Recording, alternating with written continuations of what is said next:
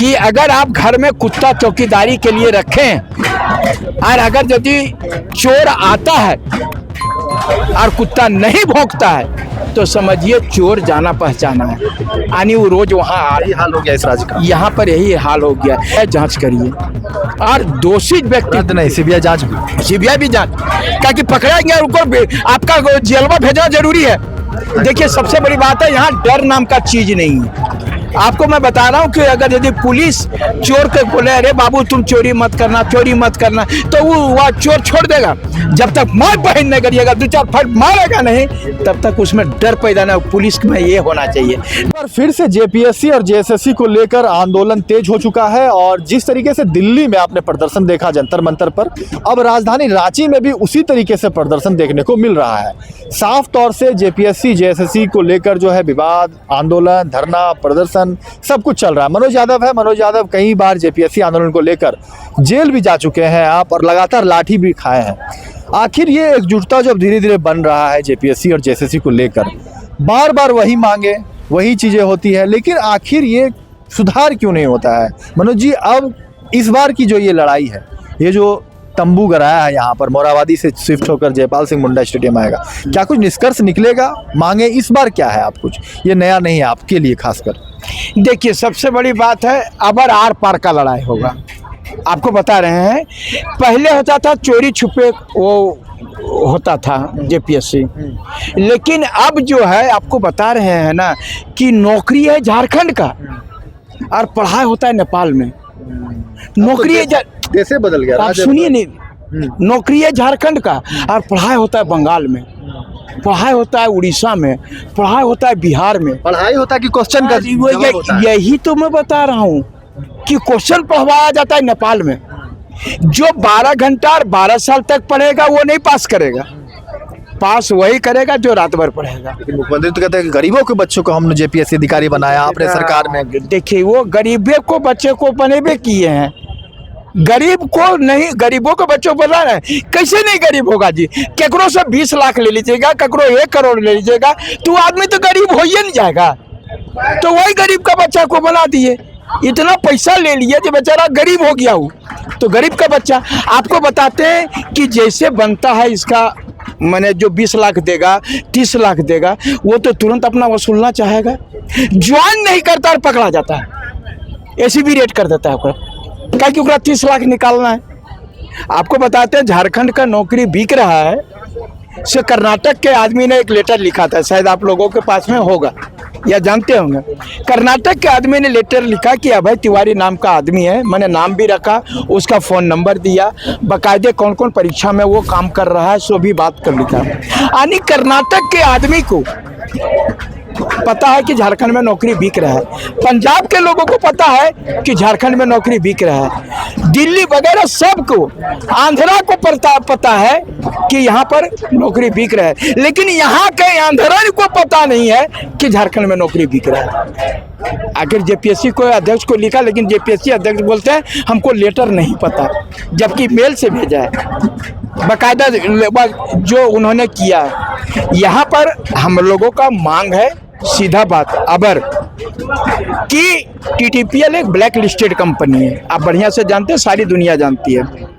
अभय तिवारी इतना पढ़ने में तेज हो गया, इतना पढ़ने में तेज हो गया कि 5 को परीक्षा पास कर गया, जेपीएससी भी पास कर गया और वह क्या कहते हैं जेएसएससी भी पास कर गया, यानी वो सीजीएल में पूरे झारखंड में दूसरे नंबर पर रैंकिंग। और आपको मैं बता दूं कि वह पीजीटी में उनका 1 नंबर पर, एफआरओ में हो, वह एसीएफ में हो, मैंने तमाम परीक्षाओं में वो पास कर गया। वो मैंने बता रहे ना, फटाफट नौकरी छोड़ रहा था, जहां मन कर रहा था वहां जा रहा था, क्योंकि वो मार्केटिंग मैनेजर था। वो पढ़ने में तेज है, ये था ओकर भाई वो पढ़ने में तेज हो गया, ओकर बीवियों पढ़ने में तेज हो गया, ओकर पूरा खानदान पढ़ने में तेज हो गया, सबको नौकरी बांट दी। चलिए ये तो जांच की बात है, ये चल रही है मनोज जी। देश में इस वक्त 2 शब्द काफी चर्चा में है, एक कॉकरोच और दूसरा जेनजी। इस दोनों शब्द को आप कैसे देख रहे हैं? क्या उसका समर्थन आपके इस नेतृत्व को मिल रहा है? क्या यहाँ भी झारखंड में भी एक उबाल बन रहा है, देखने को मिल रहा है कि कि हो रहा है ये सब? देखिए, मैं कॉकरोच की बात हो, जनजी जो आपने बात किया, दोनों मिला हुआ है। अगर आप कॉकरोच किसको बोला गया था? यहाँ के नौजवानों को, यहाँ के बेरोजगारों को। ये कॉकरोच जो वह इसको किया है, जनजी है। इससे सबसे ज्यादा ये सरकार चाहे केंद्र की हो चाहे सरकार राज्य की हो, सबसे ज्यादा पीड़ित कौन है? जनजी है। अगर यदि यहाँ धरना देने के लिए आया तो कौन आया? नौजवान लोग आया। आप बताइए कि कोई भी परीक्षा 2000 आपके बता रहा हूँ मैं, जेएसएससी में 3 परीक्षा, पैरामेडिकल, आशुलिपिक, एलडीसी, 2022 में फार्म भरवाया गया और फिर 24 में भरवाया गया, फिर 26 में भराया गया और अभी जो है सो बोला कि रद्द कर दिया गया। आखिर वो पैसा कहाँ गया? युवाओं का उम्र बर्बाद हो रहा है, लड़का को उम्र बर्बाद हो रहा है। ये तमाम चीजें, माने उम्र जो है आपका, आप देखे होंगे यहाँ पहला जेपीएससी दूसरा जेपीएससी से मैं लड़ाई कर रहा हूँ। पहला जेपीएससी दूसरा एग्जाम भी दिया आपने, तैयारी भी किया, लाठियां भी और आंदोलन भी किया। यहाँ आंदोलन भी किया, खून भी बहाया। आपको तो ऑफर आता होगा कि 1-2 सीट ले लीजिए, मैनेज हो जाइए। तो ऑफर देखिए, आपको बता रहे महात्मा गांधी को भी ऑफर आया होगा, अंग्रेज नहीं दिए कि तुम वह मत करो आजादी का, सुभाष चंद्र बोस को मत करो आजादी का, तुमको भारत का जो नौकरी करते, कई सारे अभ्यर्थी आंदोलन करते करते नौकरी ले लिया। आप भी नौकरी ले, एक बात बता रहा हूँ, नौकरी जगह हम भ्रष्टाचार के खिलाफ लड़ रहे हैं और हम भी कहीं उसी व्यवस्था में, तो फिर जनता या नौजवान को विश्वास किस पर करेगा? एक तो विश्वास, आप जान लीजिए पूरे पृथ्वी में कहीं न कहीं सत्य है, इसीलिए जो ये आंदोलन हो रहा है इसका नेतृत्व कौन कर रहा है? सभी छात्र कर रहे हैं। इसमें मैं बैकबोन हूँ, मैं इसका संयोजक हूँ कि वो लोग बोल रहे हैं कि भैया हम बोले कि जिंदगी भर हम आंदोलन नहीं करेंगे, जिंदगी भर हम ही मार खाएंगे, जिंदगी भर हम ही जेल जाएंगे, तो एक मैसेज आ जाएगा कि मनोज यादव को काम में यही है। हम बोले अगर यदि तुम लोगों का, मेरा तो नौकरी नहीं लगना है, नौकरी तुम्हारा लगना है, तो अब आप लोग जो है इसका नेतृत्व करो। तो आगे की लड़ाई के लिए क्या आह्वान करेंगे? आप यही कहेंगे कि पूरे जो झारखंड के छात्र हैं, तमाम छात्रों से रिक्वेस्ट है कि ये आपकी लड़ाई है, आपका लड़ाई को दूसरा नहीं लड़ देगा। अगर जिंदगी भर पढ़े हो तो आकर के इस लड़ाई में साथ दो और सरकार से आगे ठीक है रिक्वेस्ट करेंगे कि आपसे अगर गद्दी नहीं संभल रही है, अगर जेपीएससी आप जेएसएससी जो है इस प्रकार खुलेआम अभय तिवारी एगो लीज ले लिया, होटल लीज पर ले लिया और वहां पर सबका सेटिंग गेटिंग करता है। यहाँ का आपको बताते हैं पुलिस का चोर पकड़ेगा जी? क्या आतंकवादी कहाँ छुप जाएगा? ये इतना बड़ा होटल लीज पर लिया सो नहीं पकड़ पाया? आप बताइए सीआईडी कहाँ से? हेलमेट चेक होता है, यहाँ हेलमेट चेक होता है, यहाँ हेलमेट चेक होगा, यहाँ ड्राइविंग लाइसेंस चेक होगा, यहाँ तो मैंने जकरा से 2-4 पैसा आता हो वो चेक होगा, लेकिन वहाँ इसलिए चेक नहीं हो रहा था, वहाँ से भी पैसा आ रहा था। आपको मैं बता दूं, वाजपेयी जी एगो बात बोले थे कि अगर आप घर में कुत्ता चौकीदारी के लिए रखें और अगर यदि चोर आता है और कुत्ता नहीं भौंकता है तो समझिए चोर जाना पहचाना है, यानी वो रोज वहाँ आ रही। हाल हो गया इस राज्य का, यहाँ पर यही हाल हो गया। मेरा कहना है कि जितनी भी परीक्षाएं पीडीपीएल के द्वारा जेपीएससी में लिया गया और जो वहाँ परीक्षा लिया गया डब्ल्यूपीएल के द्वारा जेएसएससी का, वो तमाम परीक्षा रद्द करिए और सीबीआई जांच करिए और दोषी व्यक्ति रद्द नहीं, सीबीआई जांच भी, सीबीआई भी जांच, ताकि पकड़ा गया उनको आपका जेलवा भेजना जरूरी है। देखिए सबसे बड़ी बात है, यहाँ डर नाम का चीज नहीं है। आपको मैं बता रहा हूँ कि अगर यदि पुलिस चोर के बोले अरे बाबू तुम चोरी मत करना, चोरी मत करना, तो वो चोर छोड़ देगा। जब तक मार बहन नहीं करिएगा, 2-4 फट मारेगा नहीं, तब तक उसमें डर पैदा ना। पुलिस में ये होना चाहिए, डर पैदा होना चाहिए चोरों में।